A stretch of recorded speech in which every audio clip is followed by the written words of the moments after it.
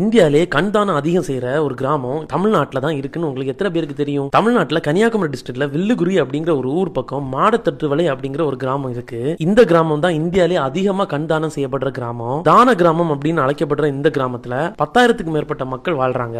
இதுல 5,000க்கு மேற்பட்ட மக்கள் கண் தானம் பண்ண தானா முன் வந்து ரெஜிஸ்டரும் பண்ணிருக்காங்க.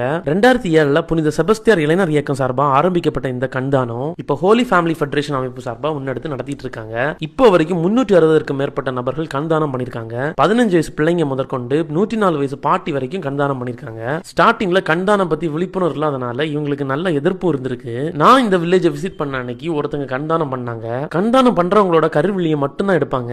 அதை எடுத்துட்டு ஆர்டிபிஷியல் கருவிழி வச்சிருவாங்க.